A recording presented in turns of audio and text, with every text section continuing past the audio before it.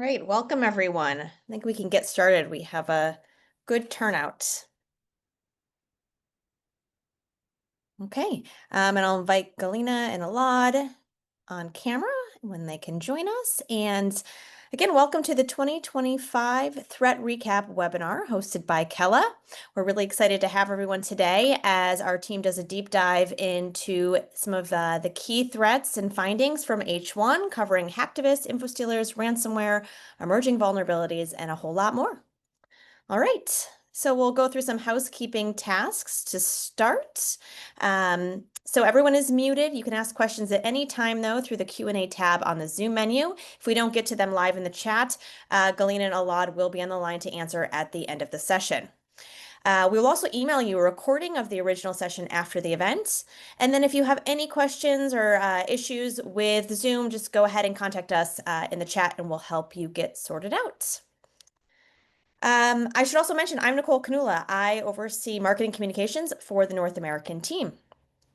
And now I'd like to introduce you to Kella if this is your first webinar.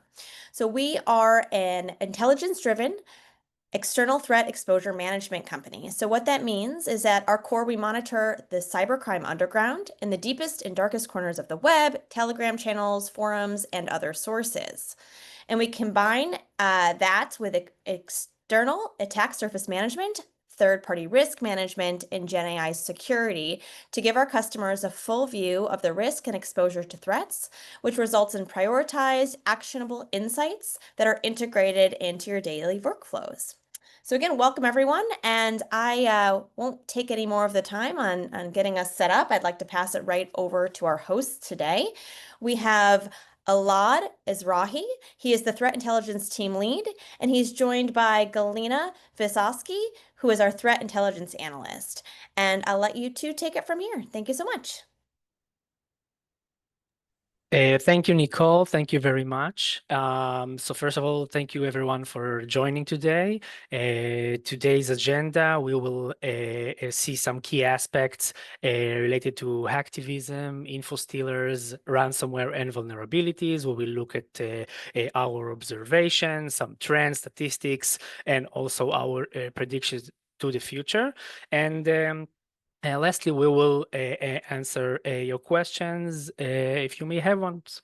So without further ado, I will hand the floor to my colleague Galina. Galina, the stage is yours. Thank you, Alad, and welcome everyone. Thank you for joining this recap on H1 hacktivist activity. So as we saw until now, the first half of this year has been a turbulent period marked by escalating geopolitical tensions and a notable evolution in hacktivist behavior, both in tactics and affiliations. At first, we will start with the definition. A hacktivist is an individual or group that use cyber attacks, such as DDoS, defacement, data leaks, and now even ransomware, to advance political, ideological, or religious agendas. While often they are non-state actors, hacktivists may align with geopolitical interest, operate in loose collectives, and increasingly mimic tactics of criminal or state-backed groups.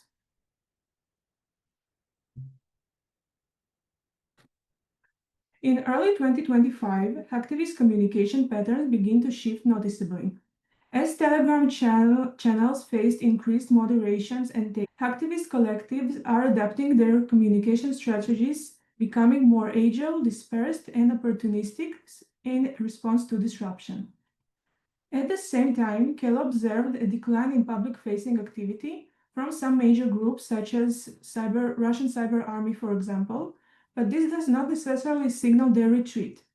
In several cases, we observed that TTPs and linguistic patterns suggest that these well-known actors may have simply rebranded or merged into other collectives, making attribution more complex and hitting at deeper links with even state-aligned operations. To better understand the operational focus and victim spread of those prominent hacktivist groups in H1 2025, we analyzed the domains references in hacktivist groups' public messages, particularly those linked to DDoS, defacement, data leaks, and other cyber techniques. So as you see in the colorful graphs on the left, we collected keywords specifically claiming DDoS attacks, and this is based on the attacked website accessibility reports hosts reported provide as proof. In the right red graph, you can see a similar one, but with the most domains in their messages, presumably victims or future targets, a pattern associated with the claim DDoS and other cyber techniques. So as you can see here in both graphs, we're talking about prominent pro-Palestinian groups such as ReaperSec, Mr. Hamza, Anti-Tank, and prominent Russian groups such as No Name 05716, Malaysian groups, and other Asian hacktivist groups.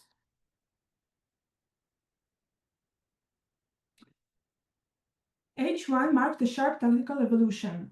While DDoS and defacement still remain core techniques, groups are now adopting more advanced techniques such as ransomware as an ideological weapon.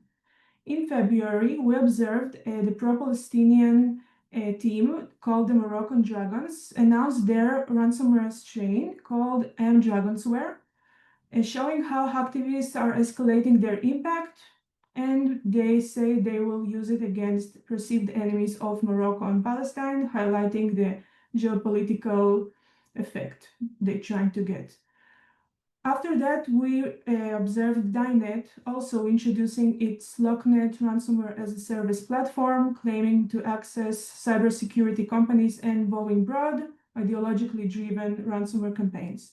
Finally, another Palestinian team recently found by Kela, Liwa Mohammed, also introduced their ransomware strain, and we see that this is a trend taken by a lot of hacktivist groups.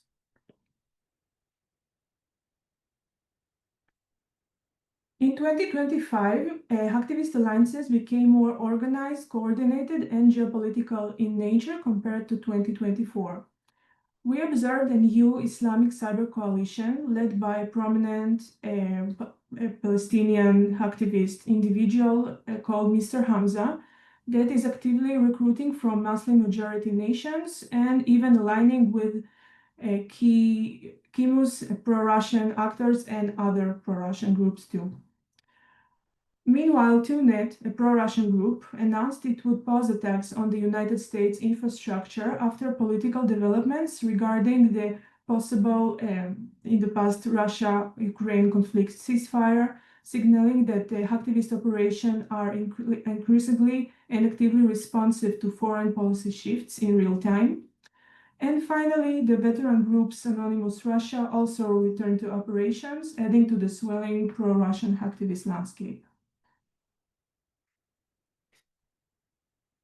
These alliances fed directly into Operation Israel 2025, a campaign checked by Kela since March of this year. It involved over 48 groups, launching coordinated attack ahead April 7, a significant day of the Palestinian protest. Their targets included some critical infrastructure, such as financial, academic, and utility sectors in Israel, using DDoS, defacement, and data leak attempts, and one of the most ideologically charged and high-volume campaign of the year. In parallel, Kela saw another global flashpoints ignited regional hacktivist activity. We saw the pro-Russian cyber walk that actively use X as their main platform, targeted Japanese infrastructure for supporting the West. Additionally, we saw No Name 057 and Darkstorm Team pro-Russian groups attacking Polish banks, infrastructure, transportation, and many more, again, for being the West and supporting the West. Z-Pentest merged with Sandworm, a signal for state-aligned connections. And India-Pakistani conflict also dragged attention of both sides of the conflict and a wave of DDoS attacks. By June, as we all know, Iran-Israel tensions spurred fresh cyber tit-for-tat campaigns. Pro-Iranian groups launched a dramatic wave of DDoS, phishing, and breach attempts against Israeli targets. Predatory Sparrow from the Israeli side retaliated with breaches of Iranian infrastructure, though claims remain partially unverified for both sides. The regionalization of hacktivism deepened. We saw recent tensions between Thailand and Cambodia that sparked regional DDoS waves. Vietnam was also attacked by pro-Russian actors allegedly supported China, while Chinese infrastructure also faced attacks from nationalist adversaries. Attribution remains murky in all of the cases. Many groups' claims lack verification, reinforcing the need for professional and cautious validation. In conclusion, the H1 2025 has shown that hacktivism is not fading, it's evolving. We're seeing new trends such as ransomware activism, state-aligned narratives, and fluid identities and constant rebranding. As the world heads towards more elections, armed conflict, and ideological divides, hacktivist groups will likely intensify and not retreat. Thank you and stay vigilant. The lines between hacktivism, cybercrime, and nation-state operation are thinner than ever. I'm going to pass it back to you, Elad. Thank you for joining me again. Thank you very much, Galina. So we will start with one of the most impactful threats in the cybercrime ecosystem, Infostealers. Essentially, these are a malware program that are designed to infiltrate a system and steal sensitive data, including credentials, financial details, browser data like cookies sessions and autofilled information, and cryptocurrency wallets as well. But the impact doesn't stop there. Infostealers act as the initial access brokers for the cybercrime economy. The data they collect is packaged into what is called logs and sold over the underground, including dedicated marketplaces, subscription cloud logs, and so on. And this provides attackers with the keys to the organization's assets. This makes the Infostealers a dangerous precursor to more devastating attacks, from ransomware to corporate espionage, and we will see that later. So let's jump into the numbers. To understand the scale of this problem, let's look at some of the numbers from the first half of 2025. We observed at Kela over 2.6 million machines infected by Infostealers worldwide, which led to more than 204 million credentials directly from these Infostealers. But the story gets worse. We also observed an additional 1.3 billion credentials, which are sourced from these same Infostealer logs. They were made available in bulk lists on the dark web. These lists are called ULP, username, login, and passwords, and these combos are used to enter a resource. And this is interesting for many cyber criminals. So we saw the sheer scale of this problem, and this market of Infostealers is very highly consolidated. So as you can see on the right, you can see that just 3 malware strains, Luma, Redline, and Raccoon 2, that account for 85% of all of the infections. And this shows just how widespread and industrialized the Infostealer threat has become. So if we go and look for some of the trends and high profile incident that we see, so we are seeing that attackers are moving beyond simple scam campaigns. They now use a more complex delivery chain in order to distribute the Infostealers, and these chains are involving sophisticated phishing and spear phishing, and even abusing trusted services like Google, like SEO poisoning and malvertising. We also see using social media and messaging platforms. And another thing that we see is some development and evolution that challenges the fact that Mac is safe. We saw a development of the Atomic Mac OS stealer, which now includes also a persistent backdoor, and this makes a Mac OS could make Mac OS a key target. So this is something to look out. Also, we saw, if we talked before that the Infostealers are a precursor to much more devastating attacks like ransomware, we saw several cases. Some of the more famous are the attacks of Hellcat ransomware against Telefonica and Orange groups. And they were breached by Hellcat ransomware by just using credentials which were purchased via from an Infostealer logs. We also see that in the very large ISP case where Arcana, a relatively new ransomware group, which compromised, attacked via ransomware this ISP, and it was also done by purchasing first an Infostealer log, and it also later putting the data of over 400,000 subscribers of this ISP at risk. Now, if you want to look ahead, as we see it, Infostealer will continue to be one of the top initial access vectors in the form of malware as a service or MaaS platforms. It demonstrated until now the cybercrime ecosystem resilience. As you all know, there were some very large law enforcement takedowns and the platform's policy changes. But still, the Infostealer threat persists because these tools are easily replaceable. When one service disappears, criminals simply retool it, the existing malware, or competitors rush to fill the gap.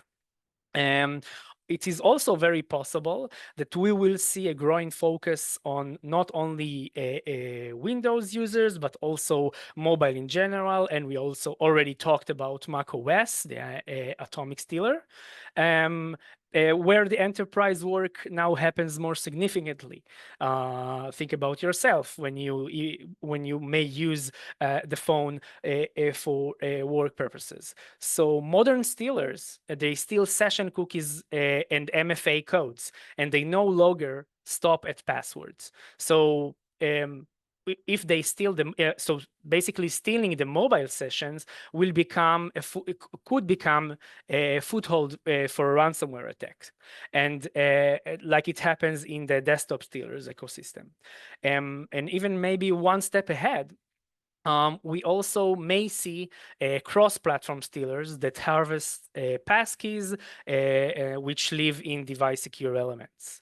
Now, as a result of all of that, we could expect to see a significant shift in enterprise security spending toward identity threat detection and response.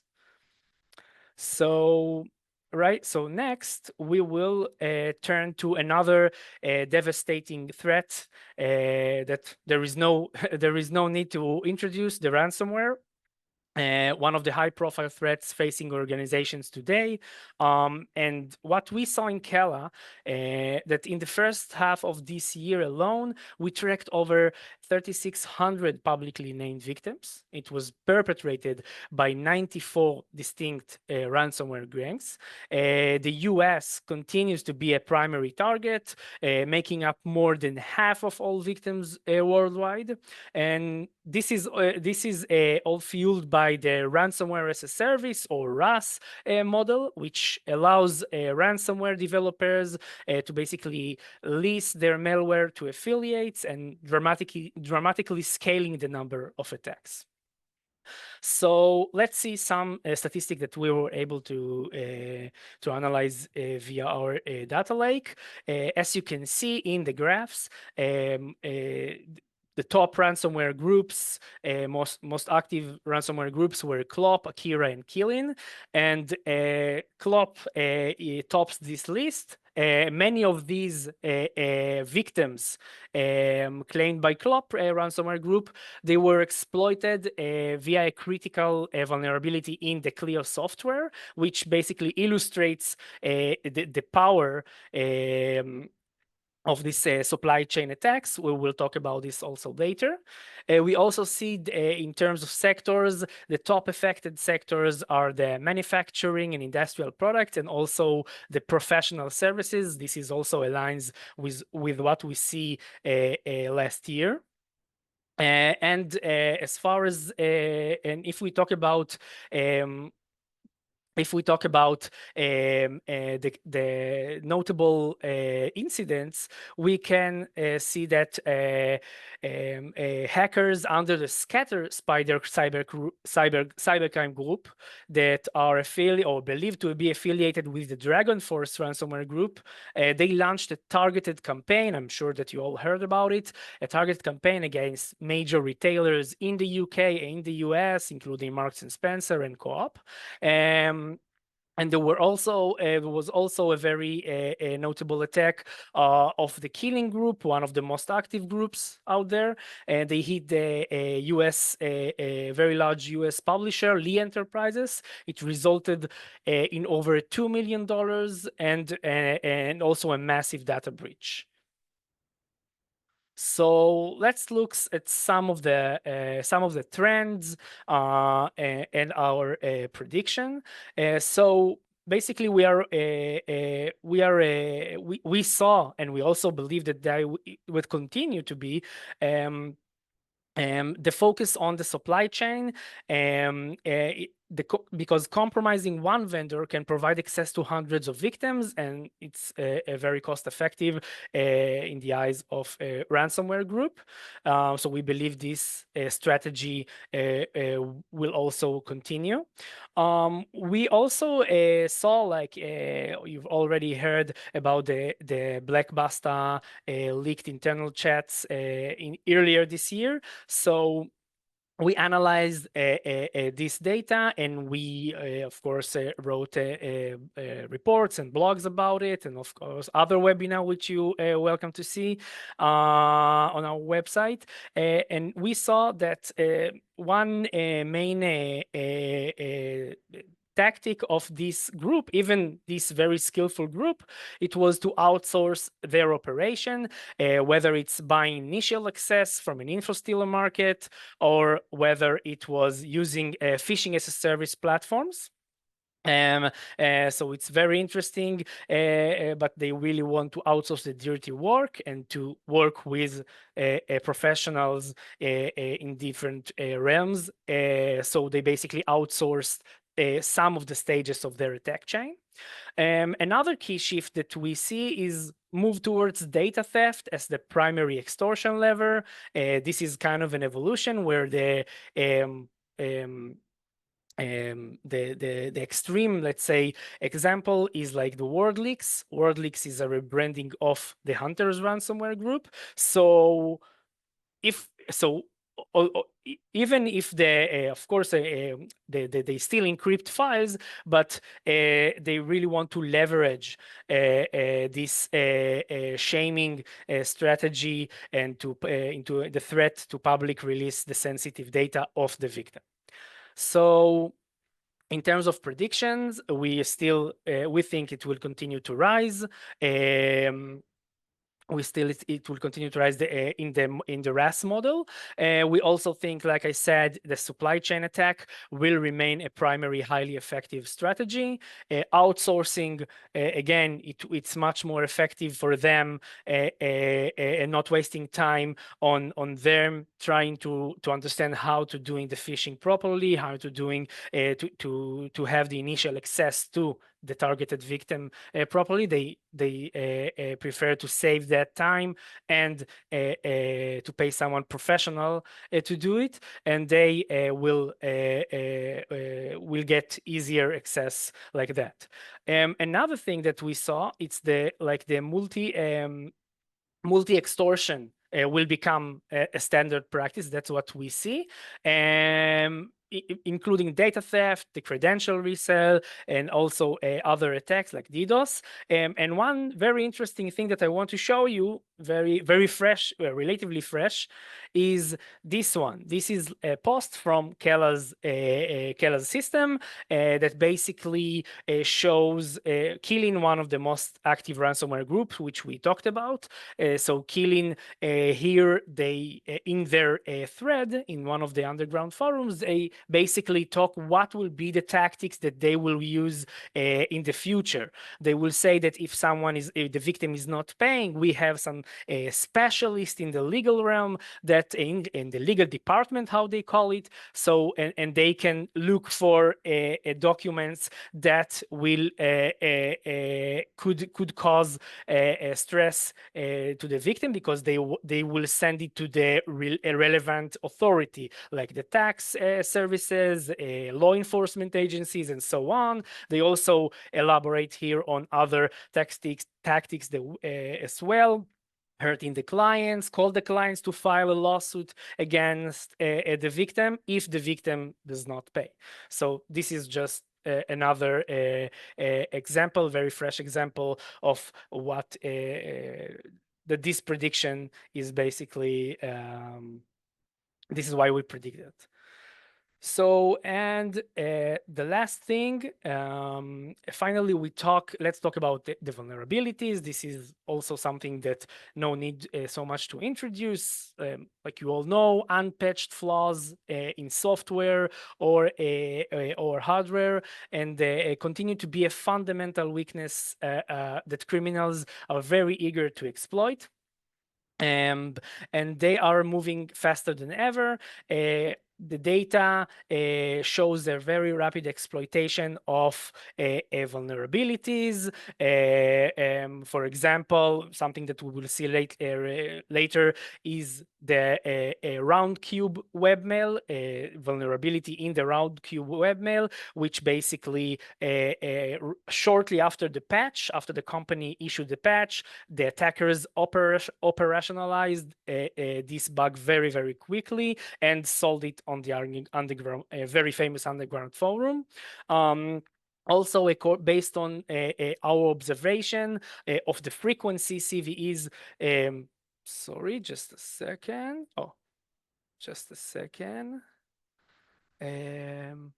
Just let me know if you see. That looks good. Yeah, we can see. Okay, sorry, yeah, something with this. So also based on our observation, so we saw that attackers particularly interested in flaws that allow for remote code execution, privilege escalation, or ability to bypass security controls. We will show that in a second, and basically anything that gives attackers direct path to control the system.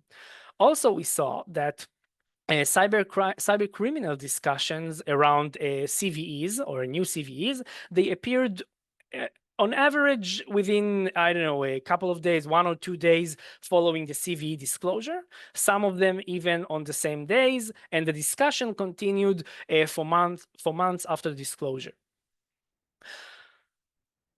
So these are, according to our observation, the top mentioned CVEs on cybercrime forum. You can see here, like what I talked before, the Roundcube webmail, the RCE vulnerability, which was shortly after the patch.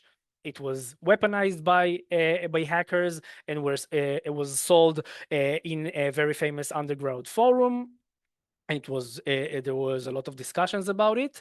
And we see also many other like a critical authentication bypass in Palo Alto's PanOS and other from Microsoft and other vendors. But discussion is one thing and exploitation is another. We also checked top exploited CVEs. In CISA's Kev and other internet threat intel sources, and found heavily exploitation of critical bugs like those in Ivanti Connect Secure and Fortinet's SSL VPN portals. So when we did our cross reference in these findings, we saw that 4 out of top 5 most discussed vulnerabilities that we observed have already been confirmed as exploited in the wild, and the 4 of them besides the one of RoundQ. But as you remember, the RoundQ vulnerability, it's not mentioned on Kev, but via our sources, we were able to see that hackers successfully reverse engineered the patch, and were actively selling a functional exploit on the underground, which indicates a high probability of widespread attacks. So this is very interesting. And let's summarize the observation and move to the predictions. So what does it mean for defenders? So according to our observations, cyber criminals, like I said, they're very eager to exploit and do it very fast, weaponizing newly disclosed CVs very fast. And there is the sheer volume of these flaws, of new flaws, it makes it almost impossible to patch everything at once. It of course because of the rapid exploitation of vulnerabilities. Of course, we understand it's important to continually patching, but because of a lot of vulnerabilities discovered along the way, so it makes this very very difficult, which basically this is like the defender's dilemma. And based on these observations, our prediction for the second half of 2025 is that we see it every day, and we think it will continue to be that attackers will remain highly motivated and very proactive in exploiting vulnerabilities, weaponizing it, and also the rate and also the time between the CV disclosure to the exploitation, it will continue to decrease. Now, sorry, because you can't fix anything, a risk-based approach prioritization will become a mandatory practice. So, or in other words, you have to know what is being actively targeted in order to know what to fix first. What is the threat level? So this is what we predict to be in the future, and that's all. Thank you very much. Thank you. Terrific. Thank you so much, Elad and Galina. That was great. All right, we have a few questions that came in. All right, so I think this one's for you, Elad. You talked about the defender's dilemma and the need for a risk-based approach to patching vulnerabilities since we can't fix everything at once. But can you give a more concrete example of how an organization should prioritize? Okay, sure, no problem. So basically, a modern or risk-based approach, it basically means prioritizing based on real-world threats. So not just based on the static CVSS scores, but also according to the threat. So what do I mean by that? Our top priority as defenders should be vulnerabilities that are actively exploited in the wild, or systems that have compromised credentials, for example, especially if these systems they are on internet-facing system like a VPN. So basically, checking sources like CISA's Kev catalog for exploited vulnerabilities, or services that monitoring cybercrime underground, in order to understand what is the threat levels in vulnerabilities among cyber criminals. And after we do that, we can basically link and tie our patching deadlines directly to the threat level. So for example, a known exploited bug on external system, it demands a 24-hour remediation window, or maybe internal system with known exploited vulnerability, 72 hours, while other less critical flaws can be scheduled within the routine patching. And this is kind of an example for how this method could ensure that you are fixing the most urgent problem first. Got it. Great. Okay. Let's see. Okay, I think this is for you, Galina. How reliable are the DDoS claims made by these groups, some of the hacktivist groups that you talked about? Thank you for the question. It's a very good question.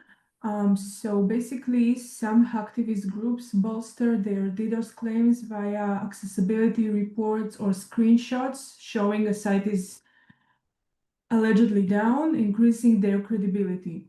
Other hacktivist groups simply list domain without proof, which is questionable whether they were really attacked. By focusing only on cases backed by evidence of service disruption, we can better identify which groups are truly operational versus those posturing for attention without any proof provided. Great. Okay, let's see. All right, we have another one. You mentioned the Infostealers leaked 204 million credentials and even more are resold in bulk. How do we know if credentials are in those logs and what should we do if they are? Okay, thank you very much. So basically to effectively protect yourself from account takeover attacks, so the credential, you should have a credential monitoring solution, and this credential monitor solution must deliver on several key fronts, let's say like that. First of all, it should be a vast source coverage across the criminal underground. For example, illicit dark web marketplaces, cybercrime forums, bot marketplaces, and other platforms selling these logs. Infostealer logs. For large organizations, of course, that dealing with a high volume of threats, this raw data must be refined with automatic prioritization. Basically, you are overwhelmed with the amount of data, and you need a prioritization classifying alerts based on the severity of the platform compromised. So in order for you to act upon it, and also an integration and automation with the existing workflow. So we at Cal support these needs with our identity guard module, so feel free to reach to us. But once you identify that your credentials are found, so there are a couple of basic steps that should you take immediately. First of all, revoke all of your session. That's before even resetting the passwords, because Infostealers grab session cookies and tokens, and so you must invalidate all active sessions for that users first, for the infected user first. Then there is the password reset, enforce a password change, or investigate the endpoint itself. You try to find and remove the Infostealers from the user's device, so to prevent it to stealing new credentials. And so also, of course, the authentication, strengthening the authentication. If you haven't already enabled multi-factor authentication, this is the time to do it. And also consider moving to even other methods, more secure method like passkeys. Got it. Terrific. Okay, we have one last question. And I don't know if we have we're able to kind of thoroughly answer this right now without kind of our AI expert on the line. But we had a question about AI and phishing and how to defend against them. Is that an area that you two could touch in on, or should we bring kind of Yael into a follow-up discussion? I think it will be better to bring our AI expert Okay. into further discussion. Thank you. Perfect. And I know we have a dedicated report as well, so we Yes. can share that with the individual who asked that question. Excellent. Okay. So I think that is it for our questions. And just a couple of things I want to wrap up with. So obviously, thank you to our presenters. Thank you to everyone who joined today. This was a great turnout. I knew it was an exciting topic as we prepare for the second half of the year. Again, the recording will be sent to all the participants if they want to share with colleagues or rewatch any of the highlights. And in addition, we actually have a H1 threat report that's going to come out on Monday. It will cover these findings and include even, kind of a deeper dive in some of the other data and highlights. And lastly, if anyone is attending Black Hat, our team will be there and we'd love to meet. So feel free to reach out to anyone at Kella and we can coordinate that. So thank you again, everyone. Have a great rest of your day, wherever you reside in the world. Thank you. Thank you very much. Thanks all. Bye. Bye bye.